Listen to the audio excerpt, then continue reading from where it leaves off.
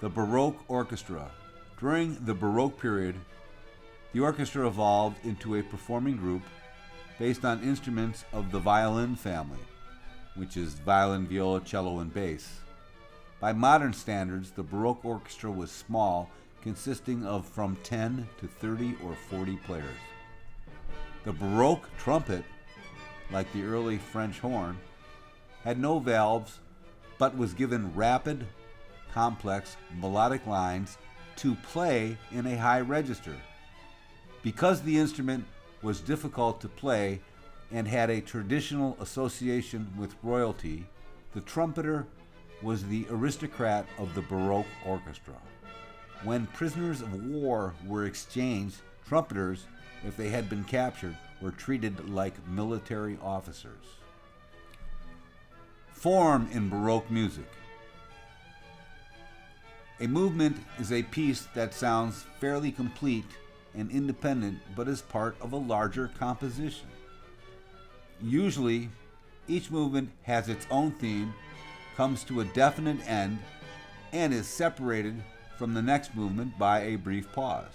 These movements usually come in two ways. They're either in two-part form or three-part form, which is A, B, or A, B, and then a repeat of A. That makes three parts. Concerto grosso form. I've said that the contrast between loud and soft sounds between relatively large and small groups of performers is the basic principle of Baroque music. The principle governs the concerto grosso, an important form of orchestral music in the late Baroque period. In the concerto grosso, a small group of soloists is pitted against a larger group of players called the tutti. Tutti means all. Usually between 2 and 4 soloists play with anything from 8 to 20 or more musicians for the tutti. The concerto grosso consists of several movements that contrast in tempo and character. Most often there are 3 movements, the first movement being fast, the second movement being slow, and the third movement being fast again. The opening movement is usually vigorous and determined, clearly showing the contrast between the tutti and the soloists. The slow movement is quieter than the first, often lyrical and imitative. The last movement is lively and carefree. Sometimes it is dance-like.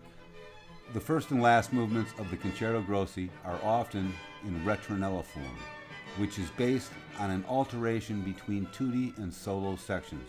In retronella form, tutti opens with the theme called the retronella or the refrain. This theme, always played by the tutti, returns in different keys throughout the movement, but it usually returns in fragments not complete.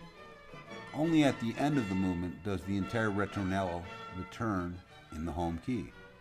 So you could say we have a tutti, and then we have a solo. Then we have a tutti, which is a fragment and another solo. A tutti, that's the retronella fragment again and another solo. And then we have a tutti. The retronella would be back in the home key.